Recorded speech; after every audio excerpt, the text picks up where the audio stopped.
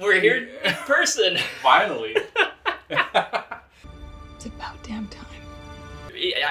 I'm down in San Diego right now, and we have wonderful audio, as I'm sure this is gonna sound.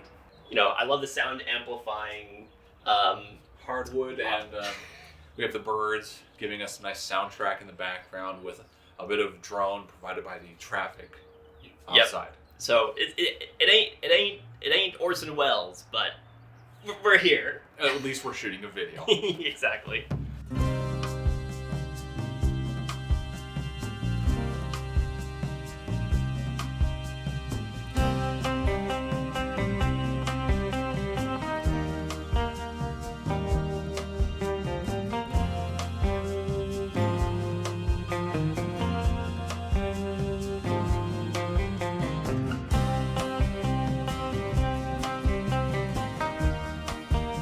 Here we are, close to the border, shooting, talking about a Robert Rodriguez joint. Yeah, absolutely. We're talking about Desperado today. Soy un hombre muy honrado que me gusta lo mejor. Sort of second part of the trilogy in the I don't even know what the trilogy's called. Mexico trilogy? Sure. Yeah. We'll get into that, specifically about Desperado's place in the trilogy, and talk about Robert Rodriguez himself as a filmmaker and the way that he evolved over the course of the movies. I know you haven't seen El Mariachi. No, I have not.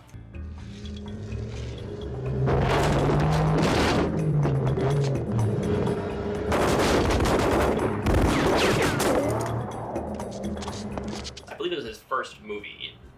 Tiny movie, shot for about $7,000. Yeah. Something like that. Shoestring budget, really. Yeah, that one is really it's kind of the scrappiest movie that he's made. It's very run and gun. I know you haven't seen the movie yet, but it's surprisingly engaging for a film shot by just a kid with a camera, essentially. And from those days of shooting El Mariachi and a lot of Rodriguez's short films, he kind of developed this style where he had to be economical with his resources, because he had very little money. He didn't have access to all these big Hollywood effects and budgets and that kind of stuff. Yeah. And I feel like over the course of making movies like El Mariachi, he developed this style that was based on how efficiently and economically can we shoot something. Here we go. This is my actor Carlos. He's going to run up the stairs and throw his guitar case, but you'll see that he misses in this first take. But that's all right, because the first part of it was fine. Him running up the stairs was good. I'm not going to redo the whole take. That's a waste of film. What I'll do is just punch in a little bit closer, have him toss it again, and intercut the two shots so it looks like I have two cameras running at the same time.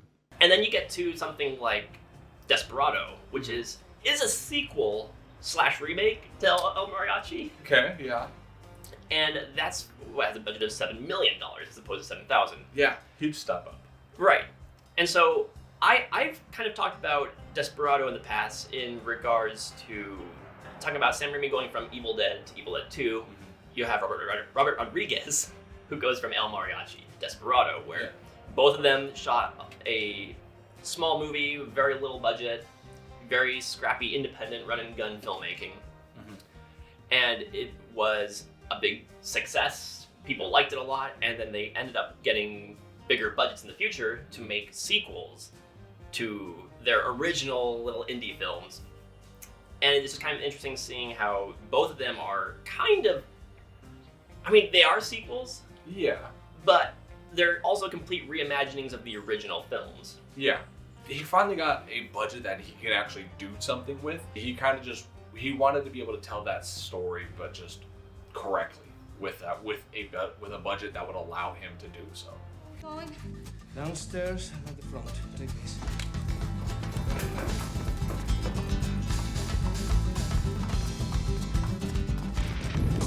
He's really got an eye for action, as you can see in a lot. Obviously, maybe not so much Spy Kids, even though there technically is a little bit of it in there. Oh shit. He kind of ventures into B-movie territory with some of his stuff, especially like Planet Terror and the whole Grindhouse thing. I'm a pretty big Robert Rodriguez fan, which should probably be no surprise to anybody Yeah. who watches this channel regularly. Yeah. So I've seen Desperado a few times. As far as the Robert Rodriguez kind of house style, the over-the-top stylized way he shoots movies, Yeah. this is probably, I would call this the quintessential Robert Rodriguez firing on all cylinders. He's running with a much larger budget than he'd ever had before. Mm-hmm. And he has access to bigger stars, more effects. Yeah. But it's still a kind of scrappy, running around type of movie.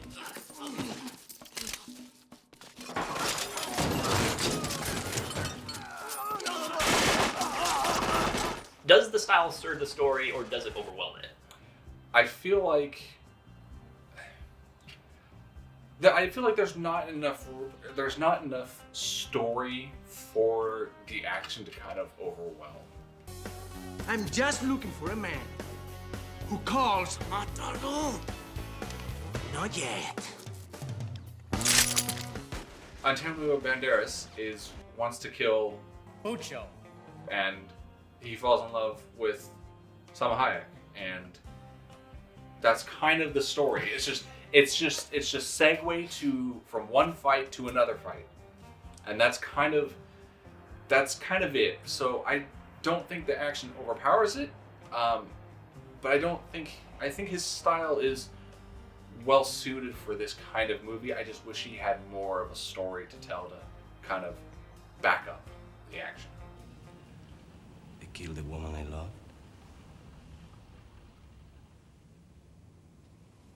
It ruined my life.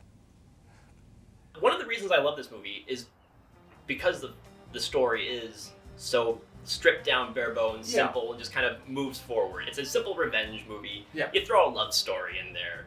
Baby, you got a stew going.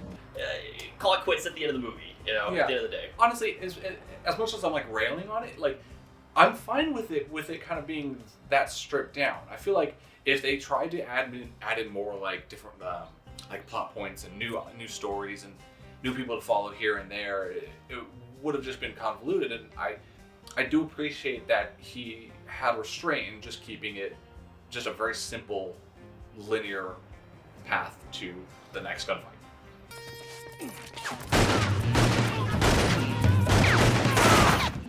So having watched a bunch of Hong Kong action movies since then, especially John Woo action movies, I've heard comparisons. So Gun Fu, the way John Woo shoots gun action, where the gun is kind of an extension of their bodies. You pull the gun forward with an action, and the person goes flying backwards. Mhm. I'm thinking Antonio Banderas had to be pulling a little bit from Hong Kong action movies, at least to a degree, or been influenced to some degree, because I love the action in this movie. The shootouts. Yeah. Is just, Antonio Banderas empties 2 full guns into one guy who goes flying across the bar. It's completely unnecessary, but it adds a punch to the action. Yeah, it's got so much flair to it. Yeah, absolutely. The reason I had to be so prepared on this movie was because at this time, Hong Kong action movies were the best action movies in the world. Movies like The Killer and Hard Boiled had over 120-day shooting schedules.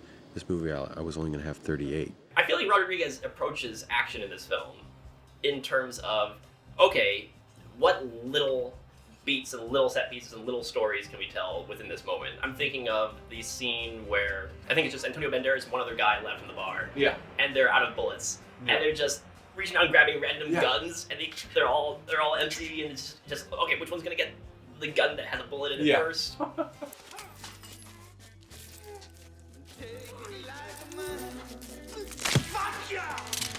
Or you also have just unrealistic stuff, like Antonio Banderas is standing on the counter, standing on the bar, and people are opening fire at him. No one hits him. He just kind of falls off to the side. Yeah. So again, it's not. I could see someone picking this movie apart, like, well, that wouldn't really happen, but that's not what the movie's about. No, the movie doesn't care what would really happen. It cares about what's fun. It does just jump from action set piece to action set piece perfectly fine. And when you get to the action set piece, you don't really care that much about the lack of incredibly detailed narrative. This is not a film about the human condition. This is a film about tits and ass. It's just, you're watching Antonio Banderas shoot up a whole bar of people. That's what you're engrossed in at that moment. Sure, it might, get a little slow in between fights, but there's enough of them, and the movie isn't too long to the point where those slower parts kind of overtake the action. Yeah, it's a movie full of moments, basically, where rewatching it this time, I really noticed how I would really zero in on, oh, this is that scene, oh, this is that moment. I was thinking from bigger stuff like Quentin Tarantino's pee joke in the bar. This guy comes in from a bar, walks up to the bartender. He says, "Bartender, I got me a bet for you. I'm gonna bet you $300 that I can piss into that glass over there and not spill a single solitary drop." You got that moment. I'm like, oh, this is the part where he tells the pee joke, and then there's the shootout right after that. Yeah. But then even like the smaller moments, like when Bucho is, I guess, auditioning a guy to work for him. Yeah. It's like some guy's cousin or something like that comes in, and he's like, hey, have him fight the big guy, and he breaks his leg. We'll have a dance again. Little moments like that, and I remember these bits and pieces, and they all do fit into a bigger movie.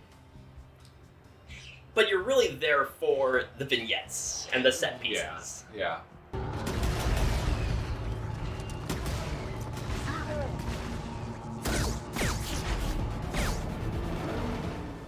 And of course, Rodriguez's style comes in full swing in just kind of the wacky sense of humor he has, like when the buddies come in from out of town, they do have a guitar case with a rocket launcher, which is incredibly impractical, but so cool. Yeah, it's so rad. And then the machine gun in the guitar. Just...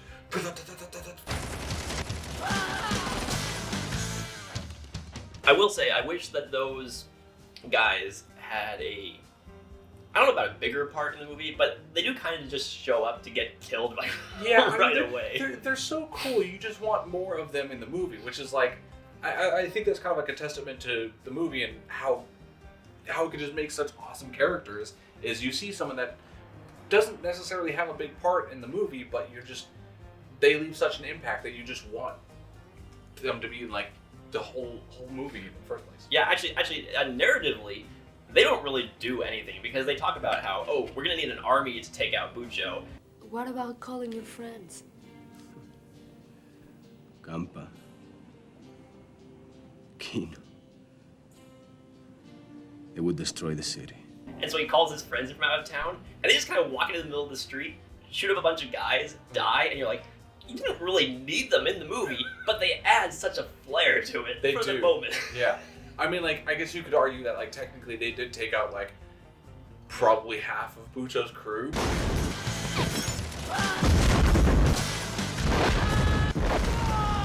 That's kind of what this movie's all about, is just being cool as hell. Yeah.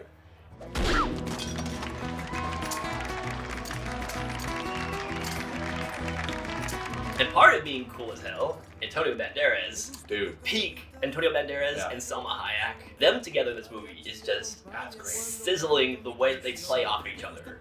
Yeah.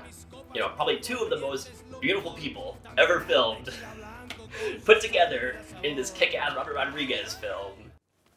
If someday things started to get really bad around here, I'd have the money to leave. But I can't leave. Because once you're in, you can't get out. The closest thing I had to a real brother was just killed. I cannot stop what it is I have to do. I cannot. If you like an action movie that doesn't have a whole lot going on up here, but has a whole lot going on here, then, dude, Desperado is a great watch. It's not very long, and it's got a lot of great, memorable action scenes in it. It's honestly a no-brainer. Can I get a cleaner mug? This one's dirty.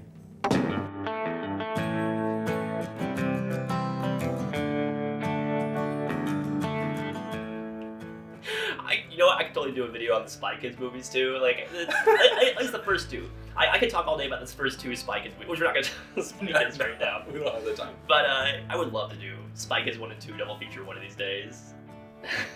I don't know how I'd feel about it. That'd be the director's cut of Spy Kids with the There killer is not. robot sharks. There is a director's cut No. of Spy I Kids mean, 1. on one hand, I can see it because it's Robert Rodriguez. On the other hand, why the hell do we need this director's cut of Spy Kids? Oh man.